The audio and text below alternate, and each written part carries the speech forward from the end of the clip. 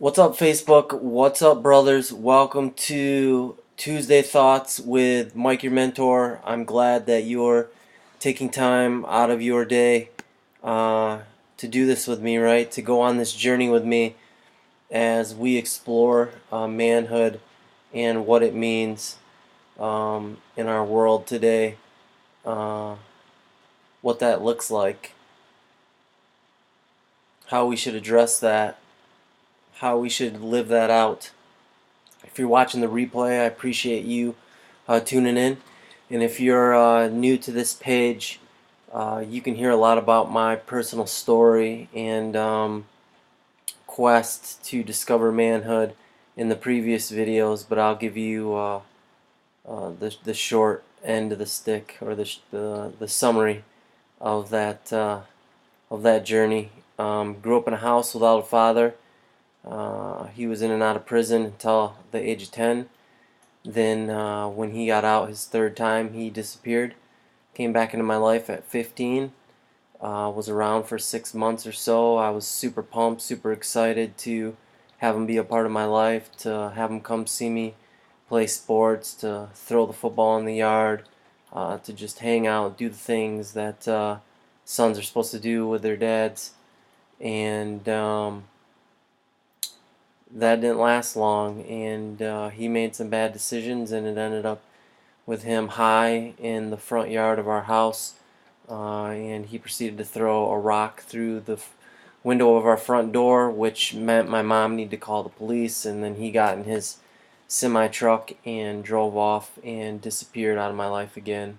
And that set into motion a series of events, or a pattern of him showing up in my life every 2 years, promising that he would stick around and he would do what was right and he would take care of us and be a part of our lives, only to have those be just words with no action, and he disappeared back into the wind again. So he showed up at my graduation, disappeared, showed up at my brother's funeral when he committed suicide, and then disappeared. And then he showed up shortly after my graduation from college, and then unfortunately he passed away a few weeks after that. So here I am, this man, right? I've since I was 10 trying to figure out what manhood looks like, what it means to be a man. And I ask you this question: what does it mean to be a man today, in today's society? Is it when you drink your first beer? Is it when you move out of the house? Is it when you sleep with your first woman? Is it, let's take the back, when you sleep with your first woman, Judas. When you sleep with a woman, hopefully it's the first person's your wife. Is it when you do drugs for the first time? I don't know. Is it when you get in your first fight? What makes you a man, especially in Western society? And I'm not the only person asking that. I wasn't the only person asking that question. I know for a fact that I'm not the only person asking this question, because this morning at my men's group in church, had some new guys that have recently joined our table. Some younger, well, one's a younger guy and one's close to my age, but we kind of talked about that today, and they brought it up, right? That they have no idea when one, if they're men, and two, when they became men, if they are. There was no rite of passage for them. There was no defining moment in their life where someone came alongside of them and said, "You are now a man. You have shown yourself worthy to be a man." Right? So there's all this confusion around manhood and what it means to be a man. And if you don't believe that, just look at what's going on in society. And I don't even mean the how men are treated. I'm talking about uh, the subtle things, right? Like one of the guys brought up today, and we're going to dig into this a little bit, but he brought up the point of, if you watch sitcoms and you watch how men are portrayed, right? as soon as men start to get vulnerable, they'll be vulnerable for just a little bit, and then they immediately pull it back.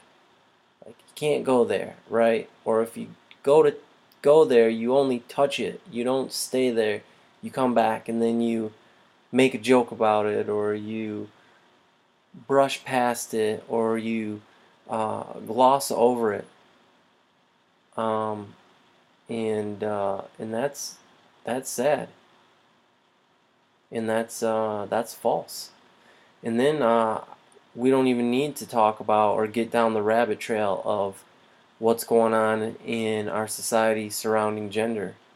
Right now, we're having debates about whether people are really biologically men or women. I mean, we're at that point. So, if you don't think that the confusion around men and around manhood is real, then you need to wake up. And I'm a firm believer that manhood can only be bestowed from one man to another man.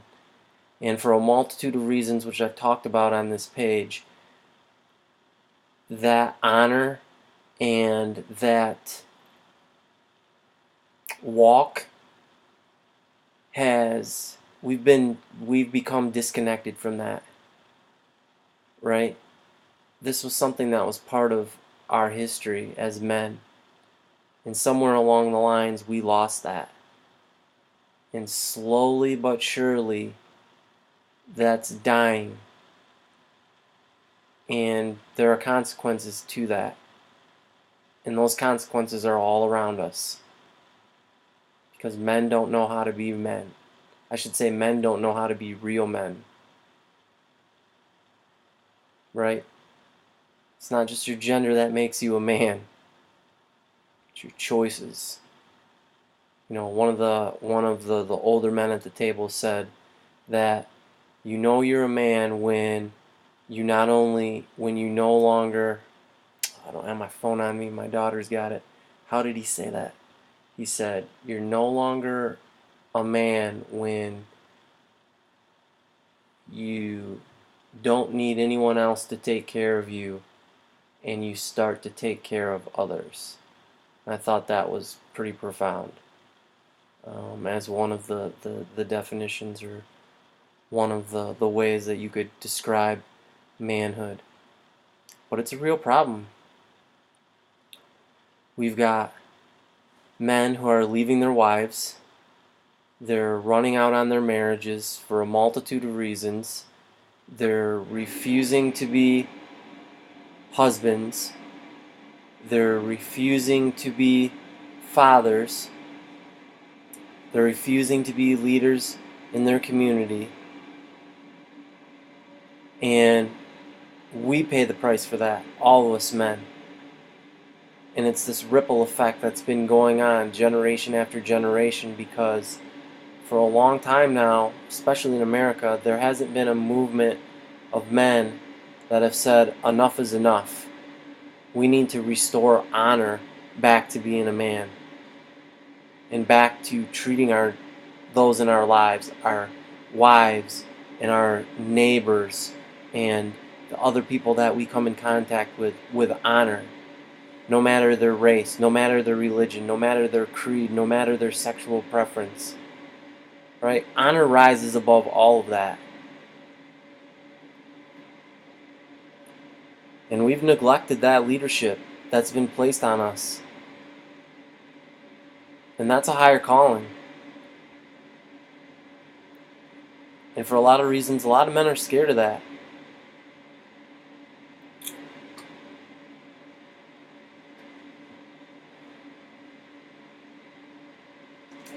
And I can't, in my own personal life, in my circle, I can't continue to live my life and let that slide anymore.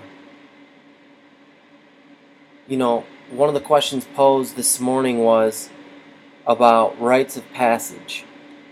And it was, did you have a rite of passage growing up into becoming a man? And there was 1, 2, 3, 4, 5, 6, 6 guys, 7 guys at our table, and only one had been through a rite of passage.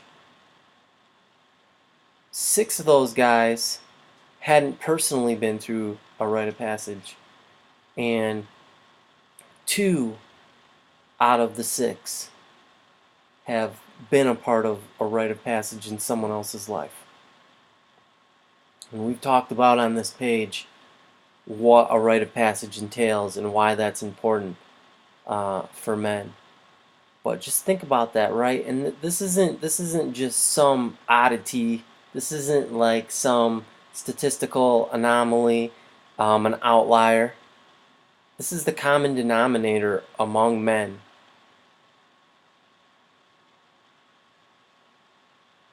Why? Why are we left to our own to figure out what manhood looks like? Why are we left on our own to make all these mistakes that damage us and damage other people along the way, only to go into one of our most important relationships of our lives when we get married, carrying all this crap into it? And then at the end of 5 years, at the end of 10 years, at the end of 15 years, at the end of 20 years, at the end of 30 years, wonder why it's so difficult to make that relationship work. Why it's so difficult to have a relationship with our kids. Why it's so difficult to have a relationship with those around us.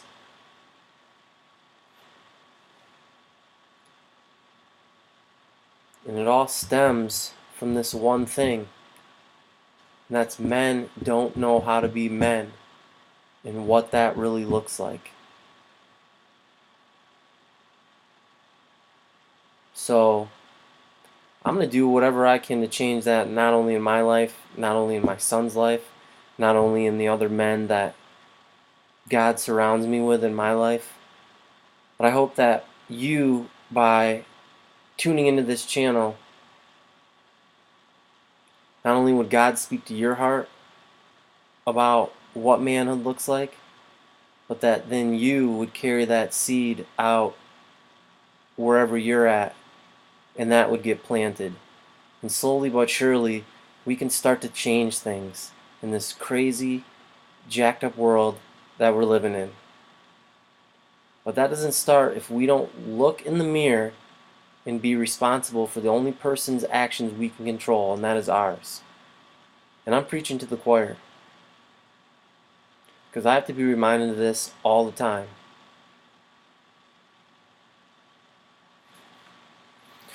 So, tonight on Tuesday Thoughts, this is typically like, the backstory on this is like, I ran away from this calling. Like, I didn't want anything to do with, not anything to do with man. I didn't want to do anything with speaking out about this. I didn't want to do this thing, this Facebook thing. I didn't want to do this. I didn't have no problem going on men's retreats and helping guys. I didn't have no problem talking to guys behind the scenes. I didn't have no problem sticking to my little everyday private life in my house and at church and whatever that looks like. You know the drill. But God was calling me to do something else, and that was speak out publicly and affect people that I don't even know, that I've never even met, and to share these things that I've learned over all these years that have made a significant difference in my life, that have changed my life. These things that I did not know, like most men, because we're not taught this in school. We don't just casually happen upon this.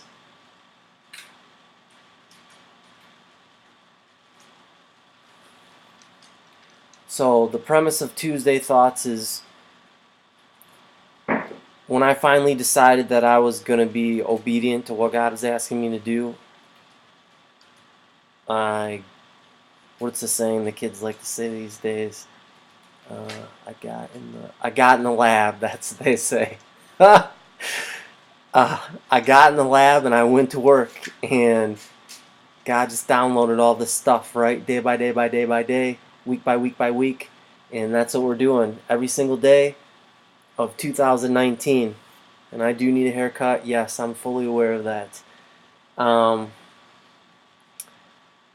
So these Tuesday thoughts, right, have been going. And today's Tuesday thought is lying. Now you are asking yourself, what does lying have to do with manhood? What does lying have to do with being a man? And obviously there's some sort of common sense there, right? Okay, like you don't lie. Like that's just a moral thing that you should try to uphold. And when I was a kid, uh, and I had the fortune of being raised half my life by my grandparents. So right, so there was that generational gap. Like so where a lot of people my age were raised by people who grew up in the 70s and the 60s, you know, I was influenced by my grandpa and grandma who grew up out of the Great Depression. And that was a different life. That was a different set of values. And my grandpa used to talk to me. He was a builder, right? And he would talk to me about going to the bank and how much times have changed where he could walk into a bank, he could look someone in the eye, shake their hand, and get $1 million to build a plot of land. And now you're going to sign, I don't know how many papers are in a closing package, probably close to 300 papers about you're promising to pay that money back and all this other legal stuff. Right? That's just a reflection of how much has changed over the years in regards to telling the truth. Right? Your word is your bond. That's what my grandpa would always say.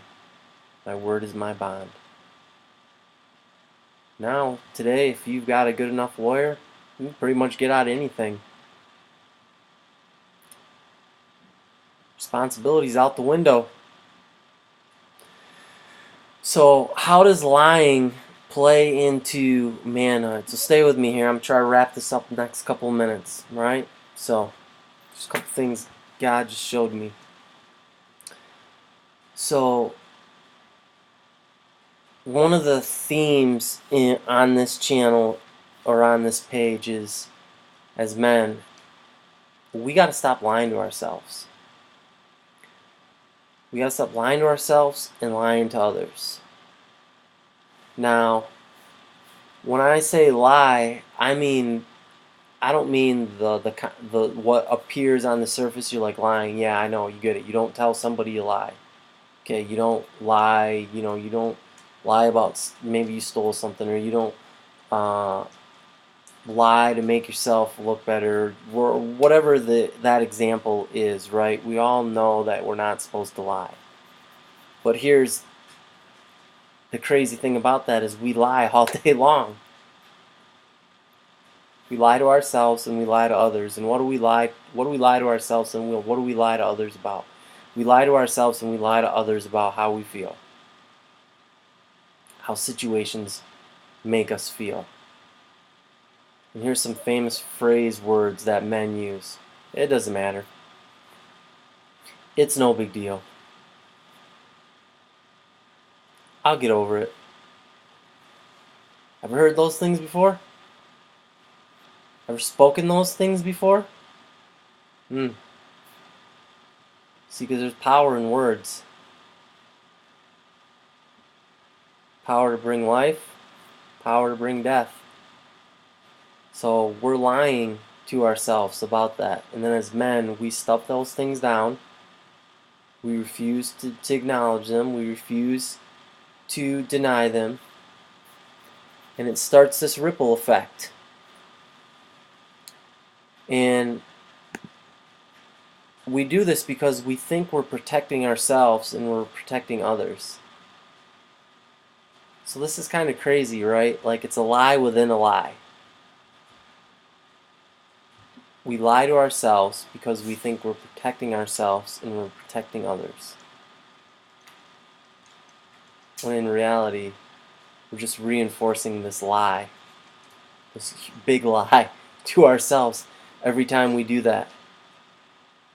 Because the truth is, when you acknowledge how you feel and you own how you feel in an honorable way, right? Because you have to approach this with honor. Because when you don't approach it with honor, nasty and bad things can happen and it can be abused. And that's when you see people going off on other people. That's when you see guilty. Uh, what's up? Yeah, you can keep watching. It's fine. Yes. That's when you see um, relationships break down. Because while there has to be truth, there has to be truth and love. And I'm not your Holy Spirit, so you should let the Holy Spirit guide you on any of this stuff and how to properly handle it. But the overarching theme is you can't keep lying to yourself and you can't keep lying to others about how you feel. You can't keep buying that lie. You need to own it and acknowledge it, right? Because when we don't do that, here's what happens. We're creating a false reality. Creating a false reality for not only us, but for those around us. Now, don't get me wrong, I'm probably one of the biggest optimists that I know. But I also want to be realistic. And the problem with optimism is you can be so optimistic that you don't face reality. You distort it. And that's not always healthy as well. And I'll give you a good example. So there was this group of POWs, and uh, they were the longest group of POWs ever. I think the word would be imprisoned, right? Ever to be POWs. If I'm speaking this correctly. Um, and started off with a big group of them. By the time this war ended and they were rescued and freed, there was only a handful of them. And they interviewed these survivors, these surviving POWs. And they talked to the main guy. I think one of the guys was like maybe a colonel. And they asked him, like, how are you able to survive this terrible ordeal when so many of your brothers weren't? And he said that he was a realist. And he knew right away that he had to be as real as possible with himself if he was going to get through that. And he told a story about every day in the camp, you'd have all these guys who would wake up and they would say, all right, this is the day we're getting rescued, they're coming for us today, right? They're extremely optimistic, we're going to be freed. And then when the sun set and they weren't freed and they had to live another day like that, they had to ride that roller coaster of emotions, right? And then the next day they wake up and tell themselves that again, get all jacked up. Oh, this is the day, we got this is the day, come on, this is the day. And he was saying that there's nothing wrong with that, but they didn't have a baseline of realism to guard them, to smooth out those huge ebbs and flows that came with the high of optimism that they were going to be rescued, and the lowest of lows, after all these days and another day of not being rescued.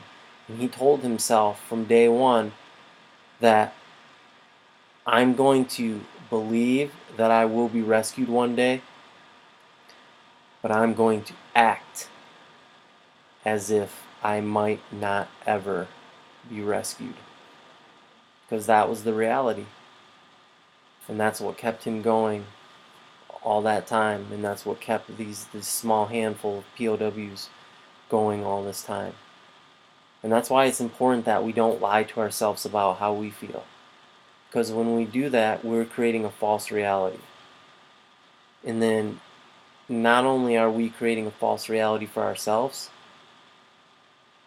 we're creating a false reality for the other men around us in our lives. And I'll give you a perfect example of this. This young kid at my table this morning, young, he was like 22, 20, 23, 24 maybe. I asked him, why are you here? Why, like, what brought you to the men's group or whatever?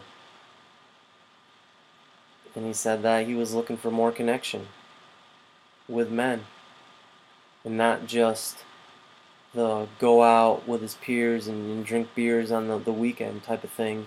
He was looking for a deeper connection, a place that he could be vulnerable with guys and um, deal with, deal and get help with some of the things that he was dealing with. I mean, it's a pretty mature perspective for a 23 or 24-year old, but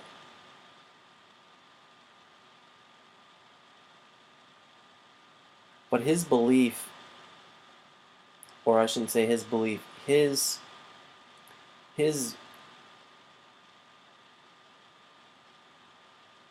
he brought this up. He said, it's hard as a man to be vulnerable, right? So, like, that's the lie right there. And it's not that there's not some truth in that, but that's a lie that has been passed down from us older men to these younger men, because we have lied to ourselves and to others about how we feel about things. And so they're watching us, whether we realize it or not, and they're saying, hey, if these guys can't be vulnerable, and they're supposed to know what manhood's all about and what it's like to be a man and set the example for us, well, then I can't be vulnerable. And then I have to be the one to deal with depression and that 10-year itch or that 7-year itch or that the grass is greener on the other side in marriage belief, or dang, the first person that's ever the closest person in my life just passed away. I don't know how to deal with this. I feel like SHIT. I can't tell anybody that. I gotta put this front on. I gotta act like everything's okay, like I got this. Right? And so do you see how this lie is just starts with a P? Help me out. Perpetrated. No, not perpetrated. Perpetuated? I think it's perpetuated. How it's passed on from generation to generation. Right? So we're creating this false reality. And that brings me to my final point for the night is that false reality helps us fight hope. These younger guys, these other guys in our lives, could even be older guys. They want hope. They want to know that there's something there, that their life can be better. That whatever they're dealing with in their life, that they can come alongside brothers and have courage enough to face that. Or whatever happened in their past that's been holding them back, they can get the support that they need to face that. And no offense, that ain't gonna come from the ladies. That's gonna come from us. So that's why I said in this title, I don't know if you can see this, are you your brother's keeper? I'd have to say, to some extent, you are. And what kind of brother are you gonna be? And it all starts with stop lying to yourself.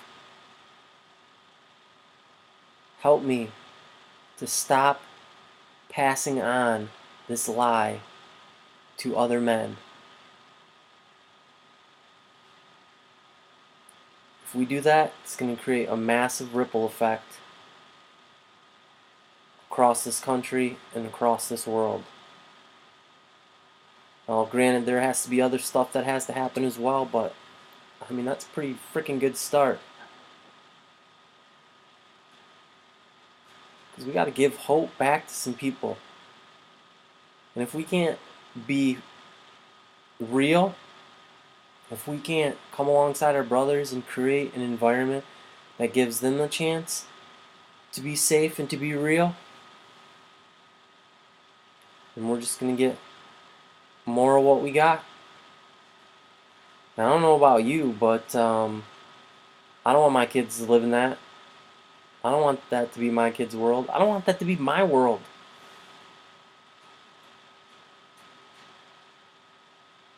And it's scary to see how fast stuff is eroding.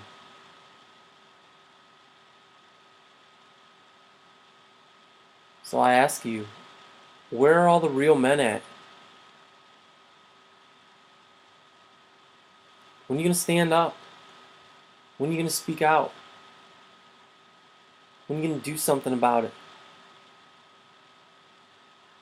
Not for me, for them, for your brothers, for your sons, for your daughters, for your grandchildren, for your great-grandchildren, for those 7, 8, 9, 10 generations down the line that don't even know who you are now and might not ever know who you are. But the life that they live, the understanding that they have about manhood and about honor, will have come from a seed that you planted today.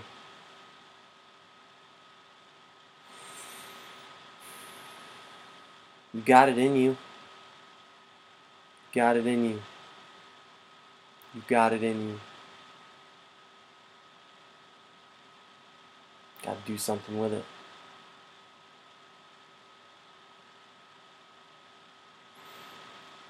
And that's what this page is about. I got you. So I got you, you get me. That's how this works.